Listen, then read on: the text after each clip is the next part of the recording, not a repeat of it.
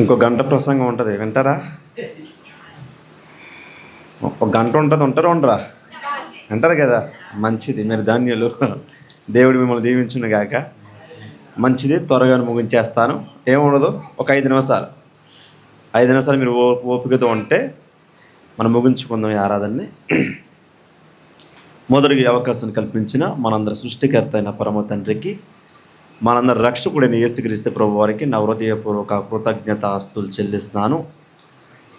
అలాగే ఇటు అవకాశం కల్పించిన, మమ్మల్ని ప్రేమించిన ఇటు జానుకి, ఇటు దైవజనులు రత్నరాజు గారికి, కూడి వచ్చిన సంఘం అంతటికి ప్రభుపేట నా నిండు వందనాలు తెలియజేస్తున్నాను.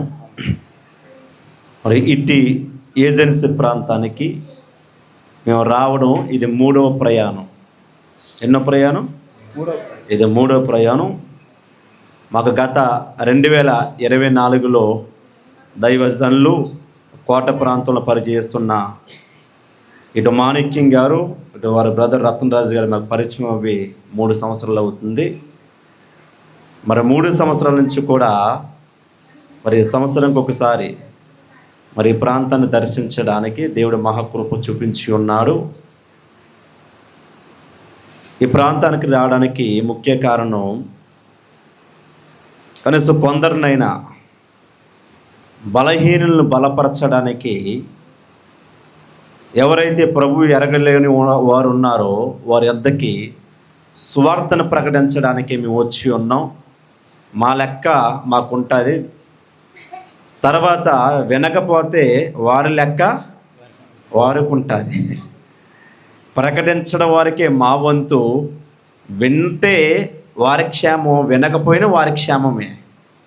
పౌలు గారు సువార్త ప్రకటిస్తుంటే ప్రాంతంలో నిత్య జీవానికి విశ్వాసించిన వారందరూ రక్షింపబడ్డారంట. దేనికి? ఆ నిత్య జీవానికి విశ్వాసించిన వారే రక్షింపబడ్డారంట. నిత్య జీవానికి విశ్వాసించలేని వారందరూ కూడా తృణీకరింపబడ్డారంట. అంటే ఎప్పుడు వాక్యం ప్రకటిస్తున్నప్పుడు 2 వర్గాలు ఉంటాయి. విని మారిన వారు ఒక వర్గం అయితే, విని మారకుండా ఉండే వర్గం మరొక వర్గం. కానీ ప్రకటించవలసిన బాధ్యత మనందరి మీద ఉంది. ఉందా లేదా? కాబట్టి సేవకులందరి మీద, విశ్వాసులందరి మీద ఉంది. కాబట్టి గత 3 సంవత్సరాల నుంచి చేస్తున్న ఈ సువార్త పరిచర్యలో మరి మేము ఎంతగానో ప్రయాసపడి మీ కొరకు దూర ప్రాంతాలు విడిచిపెట్టి మా భార్యల్ని, మా పిల్లల్ని, మా కుటుంబాలని, మా పనుల్ని, మేము ధనవంతులమేం కాదు, దేవుని యందు బలవంతులు మాత్రమే, ధనవంతులం కాదు, దేవుని యందు బలవంతులు మాత్రమే. దేవుని ప్రేమే ఇక్కడ వరకు నడిపించిందండి. చాలామంది అంటారు, అంత దూర ప్రాంతంలో, ఆ అడవి ప్రాంతంలో మీరు ఎలాగెళ్ళి సువార్త ప్రకటిస్తారని. కనీసం అటో రావడానికి కూడా ప్లేస్ లేదు. ఎందుకంటే అన్నయ్య చేస్తున్న పరిచర్య చాలా గొప్పది. జాను చేస్తున్న పరిచర్య చాలా విలువైంది ఈ ప్రాంతానికి. జానికి 2 అమ్మాయిలు, అంటే నాకు అందిన వార్త ఇంటిని 2 అమ్మాయిలు.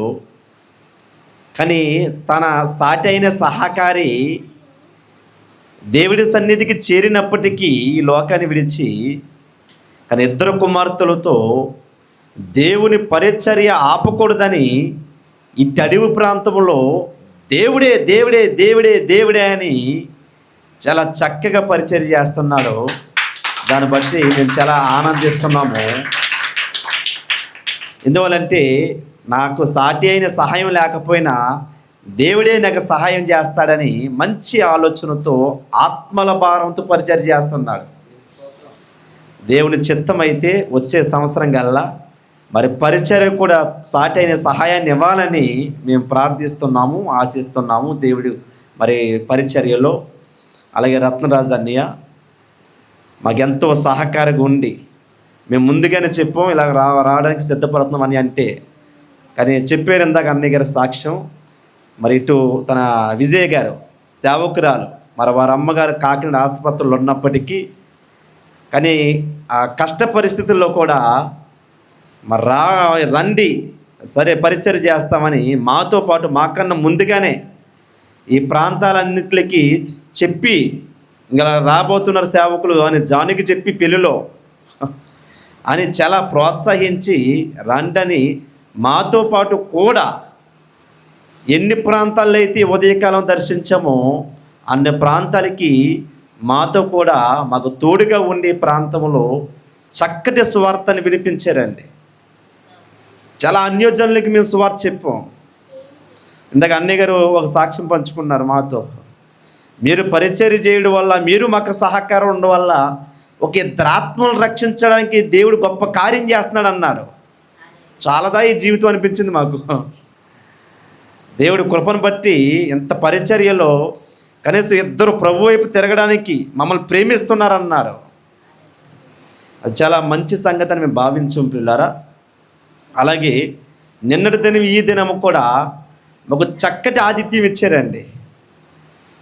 ఇటు నతానేలి గారు, మరి వారి సత్యమణి జ్యోతి గారు, తర్వాత కీర్తన గారు, నిర్మల కుమారి గారు కూడా చక్కటి సహకారం.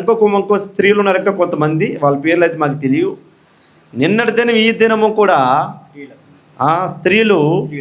శ్రీలత చక్కటి ఆతిథ్యం ఇచ్చారు మాకు, మమ్మల్ని ప్రేమించి. ఒకనాడు ఫీబే అనే ఒక వ్యక్తి ఉంటుంది బైబిల్లో, రామపత్రికలో. ఎంతమంది సేవకులు వస్తే అంతమందికి సేవకులకి ఫీబే అనే స్త్రీ ఆతిథ్యం ఇచ్చిందంట. అలాగే మమ్మల్ని ప్రేమించి మధ్యాహ్నం అంటే మధ్యాహ్నం వంట చేసేవారు, సాయంత్రం అంటే సాయంత్రం వంట చేశారు. ఎటువంటి ఇబ్బంది పడకుండా మాకు మంచి సహకారం చేసిన మరి స్త్రీలకు ప్రభుపేట నా వందనాలు. నతనేరు గారు కూడా మాకు ఎంతో సహకరించారు పిల్లారా. ఇంకో విషయం ఏంటంటే, వీడియో వీక్షిస్తున్న నా సహోదరులందరికీ మరొకసారి మేము తెలియపరుస్తున్నది, రామచంద్రపురం నుంచి ఇంత టీము రావడానికి మరి ప్రభు ఎంతో సహకారం చేశాడు. ఇందులో మీకు ఇటు భోజనాలు పెట్టడానికి కానీ, ఇటు కొన్ని వస్త్రాలు తెచ్చే మీకు వస్త్రాలు ఇవ్వడానికి కానీ, మేమే కాకుండా మాకు సహకారులు మా ప్రాంతంలో కొందరు ఉన్నారు. వారు రానప్పటికీ వారి కష్టములో మాకు పరిచర్యకి సహకరించాలని మమ్మల్ని యోగ్యులుగా భావించి కొంతమంది కానుకలు పంపించారు. వారికి కూడా ప్రభుపేట నా వందనాలు తెలియజేస్తున్నాను. కాబట్టి ఇట్టి పరిచర్య విషయంలో ఇంకా అనేకులు ఇట్టి ప్రాంతాలకి సువార్థకులుగా మన ప్రాంతాల నుంచి రావాలని మరొకసారి తెలియజేస్తున్నాను, వీడియో చూస్తున్న వారికి. కాబట్టి దేవుడు గొప్ప అవకాశాన్ని ఈ రెండు ప్రాంతాల్లో, ఇటు కోట ప్రాంతంలో, ఇటు ఎర్రగొండ ప్రాంతంలో కూడా మరి పరిచర్య చేస్తున్న సంఘాలు మరి ఇద్దరు సేవకుల గురించి కూడా మా అనుదిన ప్రార్థనలో జ్ఞాపకం చేసుకుంటాం. మరి దైవ చిత్తం అయితే మరలా వచ్చే మరి ఎంతకాలానికి ప్రభువు దర్శిస్తాడో మమ్మల్ని, మరలా ఈ ప్రాంతానికి రావడానికి మేము ఇష్టపడుతున్నాం. కాబట్టి బయట కూర్చున్నవారు కానీ, లోపల ఉన్నవారు కానీ, మరొకసారి చెప్తున్నాను, మేము ధనవంతులం కాదు, ప్రభువునందు బలవంతులు మాత్రమే. మేము చిన్న చిన్న పనులు చేసుకుంటామండి. మీరు ఎలా చేసుకుంటారు? మేము 600, 700 వస్తాయి మేము పని చేసుకుంటే. ఆ 500, 600, 700 వచ్చే పనితోనే కొంత ధనం పోగు చేసి, మన కొరింథీ పత్రిక మీరు చదివితే 16వ అధ్యాయంలో కొంత ధనం పోగు చేయండి. పరిశుద్ధులైన బీదలు కొంతమంది ఉన్నారు యెరూషలేము ప్రాంతంలో, వారికి చక్కటి సహాయాన్ని ఎవరైతే యోగ్యులో వారితో పంపిమన్నాడు ఇంత కొరింథీ పత్రిక రాస్తూ. అలాగే మా కష్టార్జితంలోంచి మీలంటూ వారికి ఏదో తోచిన చిన్న సహాయం, కనీసం అది భోజనాల రూపంలో అవ్వచ్చు, ఇటు వస్త్రం రూపంలో అవ్వచ్చు, చిన్న సహకారం చేయాలని మా కష్టార్జితంలోంచి మీ వద్దకి ఈ పరిచర్ని మేము కొనసాగిస్తున్నాం. ముఖ్యంగా బయట ఉన్న బ్రదర్స్, మీరు కూడా ప్రభువుని విశ్వాసించాలి. ఎందువల్లంటే ఈ లోకానికి నిజదేవుడు ఒకడే, ఈ లోకానికి సృష్టికర్త ఒకడే. మనకి ఈ భూమి మీద తండ్రులు 4, 3 ఉండరు. తండ్రులు ఎంతమంది ఉంటారు మనకి? మీ నాన్నగారి పేరంటే ఎంతమంది నాన్నలు చెప్తాం? ఒకరమే చెప్తాం. ఒకడే మనకు డాడీ, ఒకడే మన తండ్రి, ఒకడే ఒక అయ్య, ఒకడే మనకు నాన్న. అలాగే మనందరికీ సృష్టికర్త దేవుడు ఒకడే. ఆయనే ప్రభువైన యేసుక్రీస్తు వారు. ఆయన ద్వారా మా జీవితాలు మారిని, మా ఆలోచనలు మారిని, మా తలంపులు మారిని, మా పనితీరు మారింది. చాలా నమ్మకముగా విధేయత కలిగి దేవునికి మేము చక్కటి పరిచయం చేస్తున్నాం. కాబట్టి మీరు కూడా మోక్షానికి వెళ్ళవలసిన వారుగా ప్రభునందు మీరు కూడా మోక్షానికి వెళ్ళాలంటే వెళ్ళాలంటే ప్రభు అయిన యేసుక్రీస్తు వారిని విశ్వసించాలని నేను తెలియజేస్తున్నాను. దేవుడి సన్నిధికి వస్తే ఆ అనుభూతి ఏంటో మీరు పొందుకుంటారు. మేము కూడా సినిమాలు, లోకము, ఫ్రెండ్షిప్ చాలా సరదా సందడిగా తిరిగిన వారమే. కానీ దేవుడు అది చెడు, అది వదిలేయండి, మీరు మంచి చేయండి అని చెప్పి దేవుడు మమ్మల్ని పిలుచుకున్నాడు. ఇప్పుడు మంచి చేస్తున్నాం కదా. ఏసుకి ఇప్పుడు మీకు వస్త్రాలు ఇవ్వాలన్నా, భోజనం పెట్టాలన్నా, లేకపోతే ఏది చేయాలి, ఇలా వాకింగ్ చెప్పాలన్నా దేవుని యందు ప్రేమ కలిగి ఉన్నాం కాబట్టి మీకు మంచి చేస్తున్నాం. అవునే కదా. ప్రేమతోనే వాకింగ్ చెప్తున్నాం, ప్రేమతోనే మా కుటుంబాన్ని విడిచిపెట్టి ఇక్కడికి వచ్చాం. దేవుని ప్రేమ అండి. యేసుక్రీస్తు వారు నా సహోదరులారా ప్రేమే చూపించాడు. ఆయన నిన్ను వారిని, నీ పొరుగు వారిని ప్రేమించమన్నాడు. అట్టి ప్రేమతోనే మీ ప్రాంతానికి వచ్చి ఉన్నాం. కాబట్టి మీరు కూడా క్రీస్తు ప్రేమను తెలుసుకోవాలని మరొకసారి తెలియజేస్తున్నాను. మన టీం అంతా కూడా ఒకసారి వేదిక మీదకి వచ్చినట్టయితే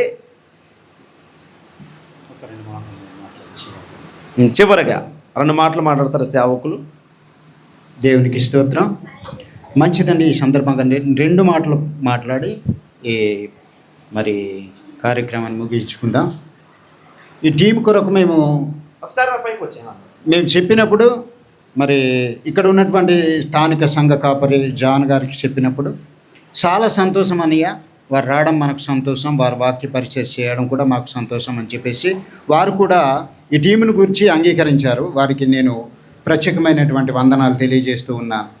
ఎందుకంటే మరి వారికి కొన్ని బాధ్యతలు ఉన్నాయి, కొన్ని పనులు ఉన్నాయి కాబట్టి వాటిని పక్కన పెట్టి వారు ఈ టీం వచ్చేటప్పుడు వారు కూడా సంసిద్ధపడ్డారు. అలాగే ఈ టీం కొరకు నేను ఎక్కడ ఏం చేయాలి, ఆ వచ్చే టీంకి భోజనాలు ఎలా అరేంజ్ చేయాలనేటువంటి ఉద్దేశం కలిగి నేను ఆలోచించినప్పుడు తమ్ముడు కూడా మంచి ఆలోచన చెప్పాడు. ఎలాగంటే ఇక్కడ సిస్టర్ పేరు జ్యోతి గారు, అలాగే మన నతానియేలు గారు వారింటికి వెళ్ళి చెప్పగానే అమ్మ ఇలా ఉంది పరిస్థితి, టీం వస్తుంది అని అంటే, అమ్మ ఇదిరా పరిస్థితి, మీరు ఇలా చేయాలి, అక్కడికి రావాలని అంటే వారు దేవుని ప్రేమను బట్టి ఒక్క క్షణం కూడా ఆలోచించకుండా మేము వస్తాం పదండి అన్నారు. దేవునికి స్తోత్రం. అలాగే అక్కడి నుంచి మొదలుకొని కీర్తన నిర్మల వారింటికి వెళ్ళామండి. ఆ ఇంటికి వెళ్ళినప్పుడు కూడా వారు అమ్మ పరిస్థితి ఇలా ఉందిరా అని చెప్పేసి అంటే, పదండి చిన్నాన మేము కూడా వస్తామని చెప్పేసి వారు కూడా ఇక్కడ వారి ప్రాంతంలో ఉన్నటువంటి వారి గృహాలు, వారు పనులు వదులుకొని నా ప్రాంతమైనటువంటి నూగండపాలెం వచ్చి అక్కడ సువార్త సేవ పరిచర్య కొరకు వారు ఎంతగానో భారము బాధ్యత కలిగి ఆహారాన్ని వారు తయారు చేయడం జరిగిందండి. అలాగే మరి ఇక్కడ ఉన్నటువంటి శ్రీలత, ఇక్కడ ఉన్నటువంటి పిల్లలు, ఇక్కడ ఉన్నటువంటి మరి బిడ్డలైతేమి వారందరూ ఈ సేవ పరిచర్యకు ఎంతగానో ప్రోత్సహించారండి. వారందరికీ నేను ప్రత్యేకమైనటువంటి వందనాలు తెలియజేస్తూ ఉన్నానండి. ఎందుకంటే ఇలాంటి వారు వచ్చినప్పుడు, దేవుని సేవకులు మన ప్రాంతానికి వచ్చినప్పుడు వారిని మనము ప్రేమగా చూసుకోవడమే. దేవాది దేవుడు మనల్ని ప్రేమించాడు, వారు మనల్ని ప్రేమించి ఈ స్థలానికి వచ్చారు కాబట్టి మనం అందరం వారిని ప్రేమించాలి. మరి ఈ మాటలు దేవుడు దీవించును గాక. ఆమేన్. నా ప్రియ సహోదరులారా, బయట ఉన్న మరి యవనస్తులు కావచ్చు, లోపల ఉన్న సహోదరులు కావచ్చు, మరి వీలవుతే మరలా మేము వస్తాం. వచ్చేటప్పుడు మీరు అందరూ వస్తారు రారా? మీరు రావడం కాదు, మీ ఇంటి పక్క వరకు చెప్పండి. ఎందుకంటే మేము అంత దూరం నుంచి వస్తున్నాం కదా, మిమ్మల్ని ప్రేమించే కదా వస్తున్నాం. వాక్యాన్ని బట్టి మిమ్మల్ని ప్రేమించి మీకు వాక్యాన్ని వినిపించాలి, ఇటు సేవకుల్ని ప్రోత్సహించాలన్న ఆలోచనతో వస్తున్నప్పుడు ఎప్పుడన్నా మేము వస్తున్నామని మీకు ఇంటిస్తే తెలియజేస్తే సేవకులు కంపల్సరీగా మీరు రావడానికి ప్రయత్నించవలసిందిగా ప్రభుపేట తెలియజేస్తున్నాను. అందరికీ ప్రభుపేట వందనాలు.